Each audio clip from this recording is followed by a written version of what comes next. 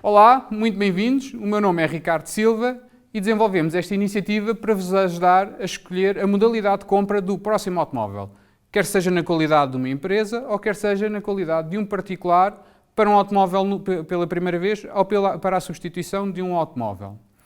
Antes de fazer uma breve apresentação da LeasePlan, para quem não nos conhece, a LeasePlan é uma empresa de origem holandesa, uma multinacional presente em mais de 30 países. Existimos desde 1963 e gerimos cerca de 2 milhões de automóveis. O nosso principal produto comercializado é o renting.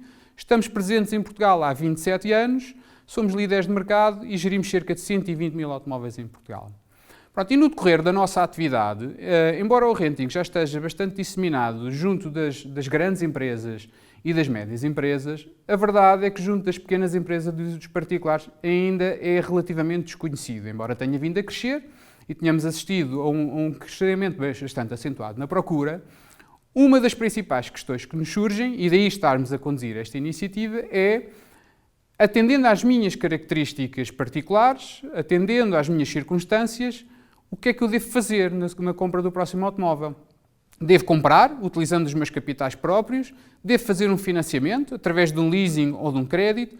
Ou devo fazer um renting, um produto de subscrição, de aluguer em que tenho os serviços todos incluídos? E porquê esta dificuldade em escolher? Primeiro, porque é importante perceber o que é que caracteriza cada uma destas soluções, quais são as vantagens, quais as que se adequam mais às minhas necessidades e, muito importante, financeiramente, como é que eu comparo estas três modalidades. Porque se eu na compra, por exemplo, olhando para os dois extremos, disponho do capital e compro o automóvel e depois ao longo da vida vou pagando o seguro, vou pagando as manutenções, vou pagando o IUC, no extremo oposto temos o renting em que tem uma mensalidade com todos os serviços incluídos. E como é que se compara uma coisa com a outra? Pois bem, o propósito desta iniciativa é precisamente esclarecer-vos neste sentido. Quais são as características, financeiramente, quais são as diferenças entre eles, para depois, enquanto consumidor, poder escolher a melhor alternativa, a mais adequada às minhas circunstâncias. Para o fazer, iremos ter uma breve introdução do Camilo Lourenço, que irá fazer um breve contexto económico e do setor automóvel, e de seguida iremos ter os consultores da LeasePlan, a Ana Silvestre e o Pedro Luz, que vos irão conduzir ao longo deste processo, seja no detalhe das características de cada solução, seja no tal cálculo financeiro e nas diferenças entre elas. Queria apenas recordar-vos, antes de passar a palavra ao Camilo Lourenço, que tem a possibilidade, através da funcionalidade do chat, colocar as questões que surjam no decorrer da apresentação. E sem mais demoras, passo a palavra ao Camilo Lourenço, que irá fazer o tal contexto económico. Até breve. Ora, seja muito bem-vindo a esta iniciativa da LeasePlan. O que é que nós estamos aqui a fazer? Olha, vamos tentar perceber as diferenças entre comprar um carro, fazer leasing ou renting. Ora, se você vê os programas Deals on Wheels no canal A Cor do Dinheiro, já sabe qual é a minha preferência pessoal. Mas aqui isso conta para pouco. Porquê? Porque você vai ter aqui duas pessoas, o Pedro e a Ana, que lhe vão apresentar as diferenças entre os vários modelos. Ora, é precisamente isso, modelos, obviamente, de como é que deve ficar com o carro. Deve comprar, deve fazer leasing ou deve fazer renting. Eu virei no fim para tentar estabelecer aqui as conclusões. Mas antes disso, vou-lhe explicar porque é que nós estamos a falar sobre isto agora. É como você percebeu, o mercado mudou muito nos últimos meses, particularmente no último ano. Porquê? Toda a gente sabe a resposta. Pandemia, crise pandémica. O que é que nós tivemos essencialmente? Olha, uma pandemia a nível global que teve um problema muito complicado para o setor automóvel. Adiou decisões, obrigou a suspender compras. E aqui aplica-se tanto a empresas como a particulares. Porquê? Porque falta aquilo que é fundamental, é absolutamente essencial na economia: confiança. Nos particulares, porque isto leva as pessoas a pensar duas vezes. Será que eu vou manter o meu emprego? E será que depois vou conseguir honrar com as minhas obrigações? Para as empresas é um fenómeno parecido. Adia investimentos. Porquê? Também pela falta de confiança. E a questão é sempre a mesma. Será que eu vou estar a vender nos próximos meses? Vou fazer um contrato e depois tenho que o interromper? Ora, foi todo este problema económico criado por uma pandemia que veio mudar o paradigma do mercado automóvel. Repare, vamos pegar nos dados de 2020 para 2019. Produção automóvel em Portugal caiu 24%. Vendas de automóveis totais de 2020 para 2019 caíram 34%. Os primeiros sinais do primeiro trimestre deste ano indicam uma quebra de 26% do mercado automóvel. Ora, é neste panorama que nós estamos a fazer esta iniciativa. É mais importante do que nunca, agora, tentarmos perceber, vale a pena fazer compra, pura e simples, vale a pena fazer leasing ou vale a pena irmos para o renting. Ora, eu vou dar lugar ao Pedro e Ana, que vão, exatamente, por causa de um estudo que fizeram, dar-lhe todas as opções. No final, eu chegarei aqui para tirar conclusões. Até já, fique por aí.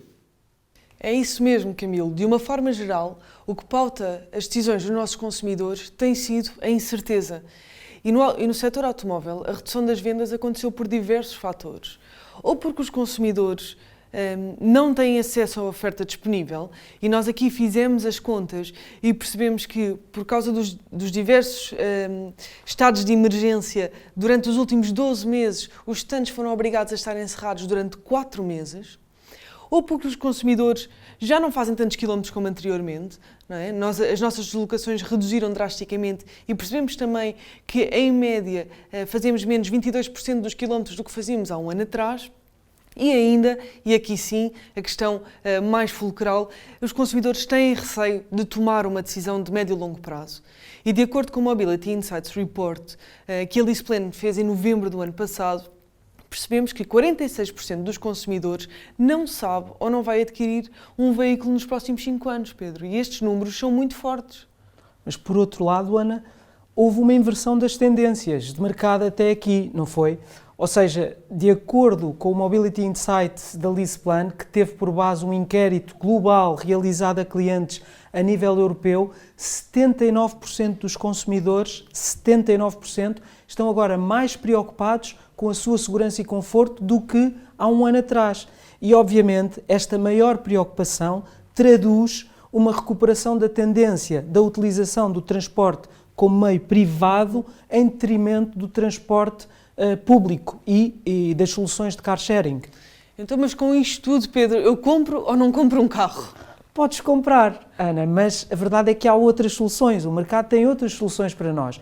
Mas é normal que o atual estado do mercado cause dúvidas e apreensão aos consumidores e que isso, obviamente, resulte em hesitação para muita gente, sobretudo quando estamos a tomar decisões que representam compromissos de médio e longo prazo. E, nessa medida, é natural que algumas pessoas adotem um comportamento mais precavido.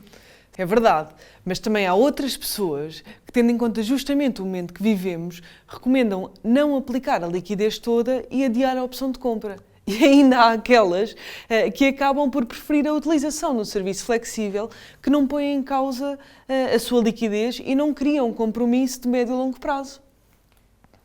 Isso mesmo, para ter carro, não precisamos necessariamente de o comprar. Há vários caminhos para a mesma viagem, mas vamos para já então começar pela compra. Sem dúvida que a compra é aquele modelo que maior autonomia e liberdade confere aos compradores. Eles podem escolher onde comprar o carro, a sua marca e todas as suas características, mas também é verdade que muitas vezes não sabem se estão a tomar a opção certa. Será que este é o modelo que melhor serve as minhas necessidades? E será que consegui o melhor desconto possível? Na maior parte das vezes, o poder negocial dos consumidores, de uma forma isolada, é diminuto e aqui o preço de compra é muito, muito próximo do seu valor de mercado ou do valor de mercado do veículo. Certo.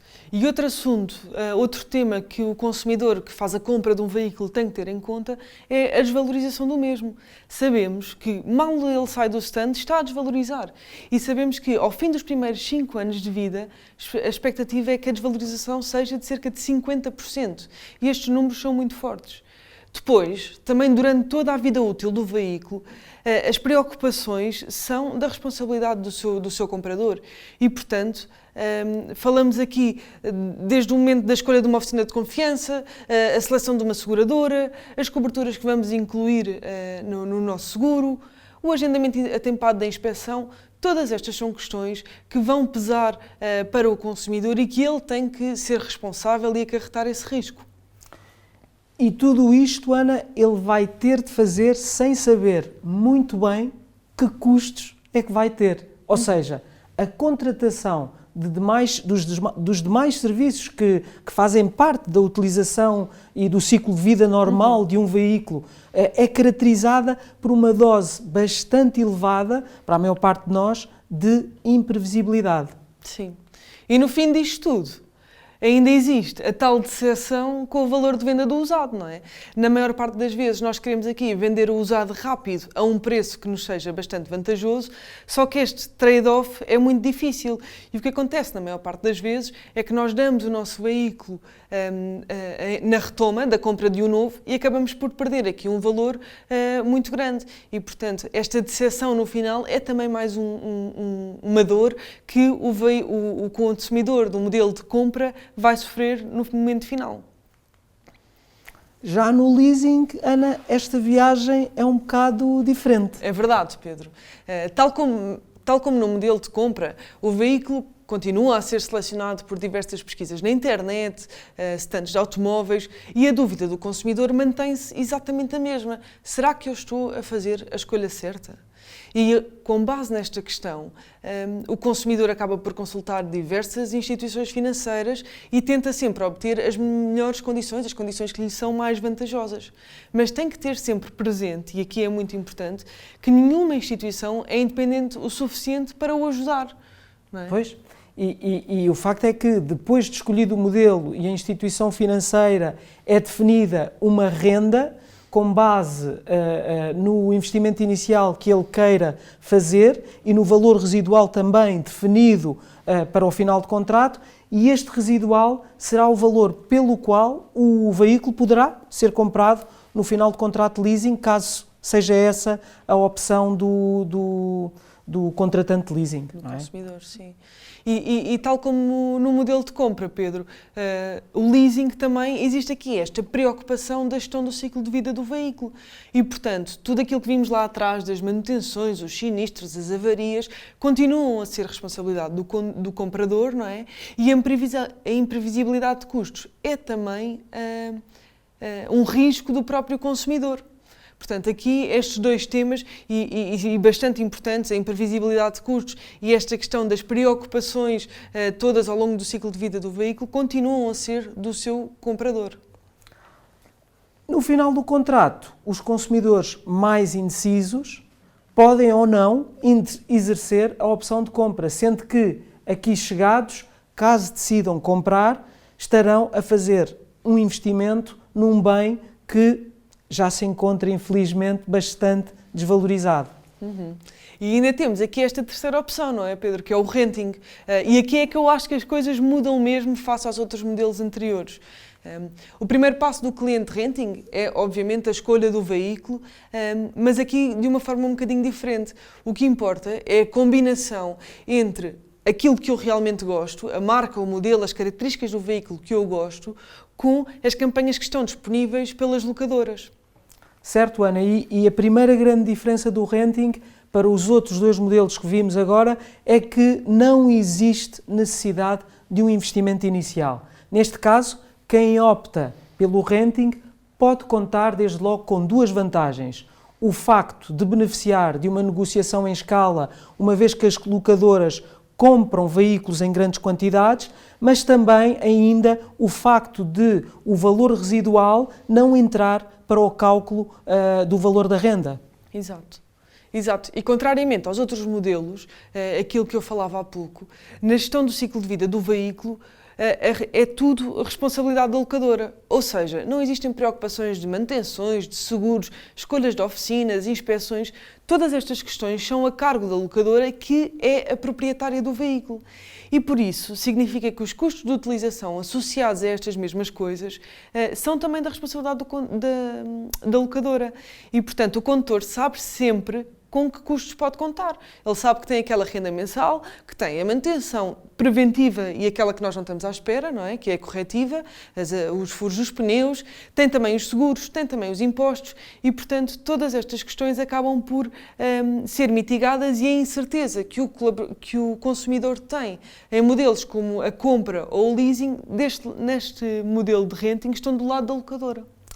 Certíssimo. E depois, no final do contrato, o que acontece é que é feita uma peritagem no sentido de garantir que houve uma utilização adequada do veículo e, em princípio, se tudo estiver ok, o cliente tem duas opções. Ou escolhe um novo veículo fazendo um novo contrato de renting, ou adquire esse mesmo veículo pelo valor de mercado do veículo usado. Então, depois de percebermos estes três modelos um bocadinho melhor, como é que podemos perceber qual é que é o financeiramente mais vantajoso? Bom, em primeiro lugar, Ana, temos que ter em atenção que o valor de aquisição de um veículo apenas representa 50% do custo total de utilização. Os restantes 50% respeitam aos custos que ocorrem ao longo do ciclo de vida do veículo e estes custos são os que nós, normalmente, infelizmente, não consideramos. E repara que, pronto, do lado do investimento,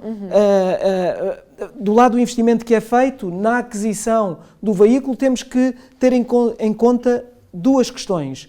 Desde logo, a depreciação e os juros associados à compra, mas também o ganho na venda do veículo usado no final de vida.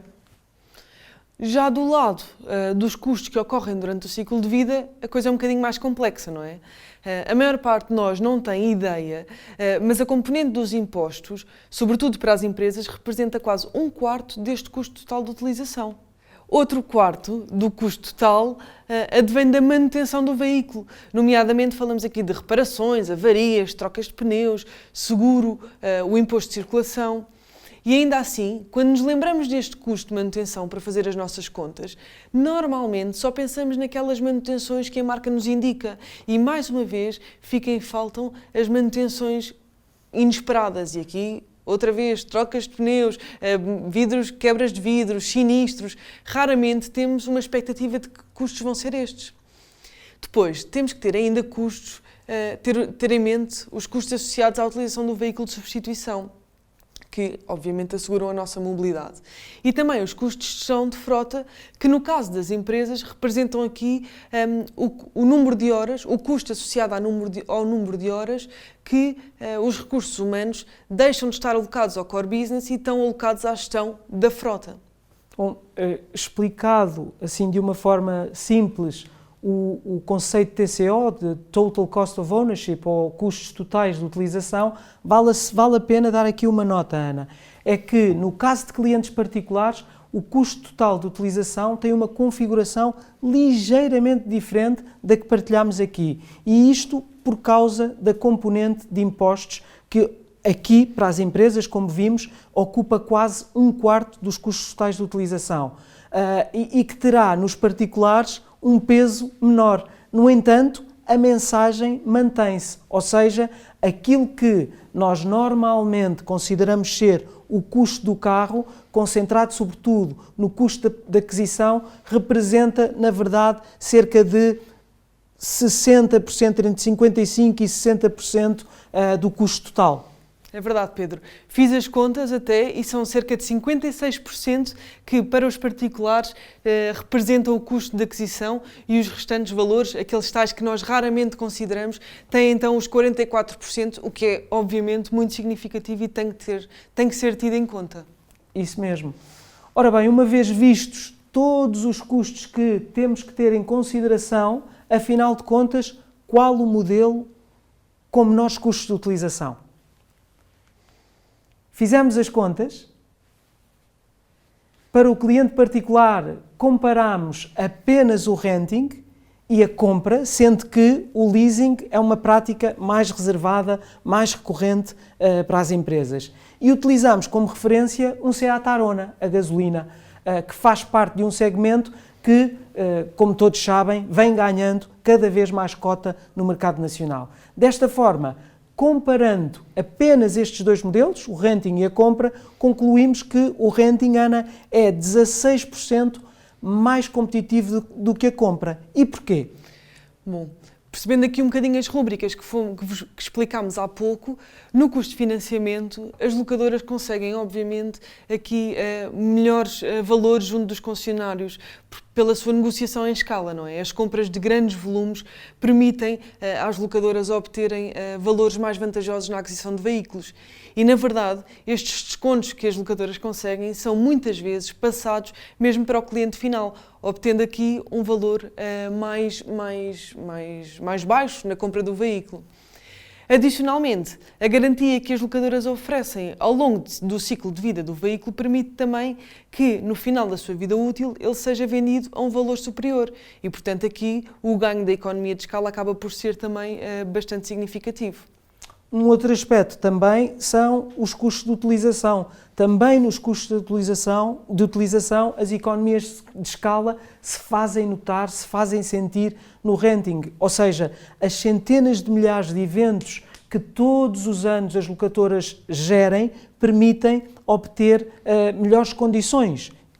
É simples, é um facto simples. Por outro lado, o facto das locadoras terem oficinas parceiras e sistemas informáticos, aliás, bastante dedicados à gestão de frotas, tudo isso permite-lhes controlar e auditar a qualidade e os custos das intervenções, o que traduz em custos de utilização, de uma forma geral, são mais baixos do que os consumidores no mercado conseguem.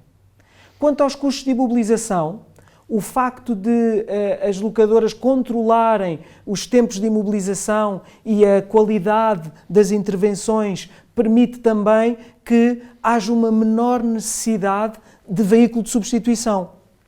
Na nossa análise, para este comparativo, tivemos em consideração que um particular tipicamente só faz recurso de um veículo de substituição para eventos de manutenção com duração superior a 2 dias, 3 dias.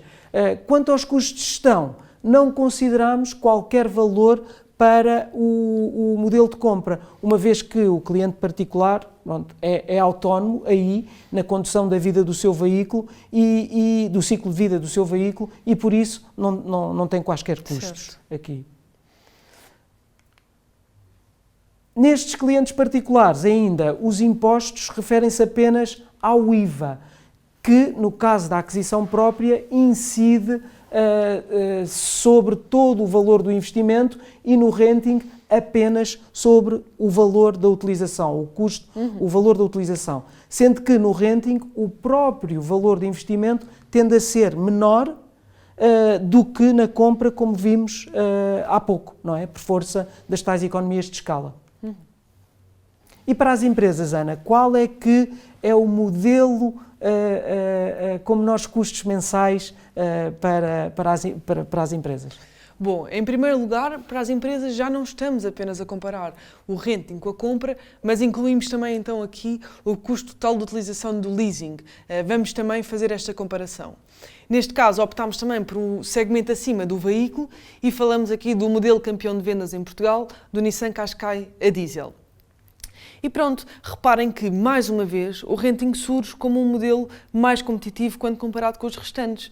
Na comparação com a compra, o renting é 22% mais barato e o leasing, e quando comparamos com o leasing, 21% mais barato. Mas para as empresas, Pedro, os ganhos que o renting apresenta face aos outros modelos são exatamente os mesmos do que para os particulares? Bom, nas primeiras 3 rúbricas, sim, Ana. Tal como vimos, para os particulares, não é? Os custos de financiamento e os custos de utilização ganham principalmente pelas economias de escala. E, por outro lado, os custos de imobilização beneficiam da eficiência na gestão de fornecedores que permite a tal otimização de tempo que falámos atrás. Nas outras duas rúbricas, as vantagens são ainda maiores. Quer dizer, as vantagens para o renting são ainda maiores. Desde logo porque, fiscalmente, no renting, tanto o IVA como a tributação autónoma incidem apenas sobre o valor de utilização do veículo, expurgado, ainda por cima, do seu valor residual, enquanto que no leasing e na compra, estes dois impostos incidem sobre o valor da aquisição do veículo. Mas também porque as locadoras têm equipas especializadas, não é, que libertam os recursos das empresas, até aí alocados à gestão de frota, mas que agora se podem dedicar a tarefas mais do seu core business. Camilo, acabámos de apresentar os fracos. Qual é a tua conclusão? Well. Então, eu estava a falar de factos. Ora, você já os viu os factos. Agora esqueça o que eu lhe disse inicialmente sobre o que é que eu prefiro. Compra, leasing ou renting. Esqueça que eu disse no início que nos meus deals on wheels eu falo sempre em renting. Agora faça contas. E basicamente é isto que você tem que fazer. Olha, você não tem poder negocial junto das marcas para conseguir grandes descontos. Percebe? São estas empresas, quem trabalha nisto, que têm essa vantagem.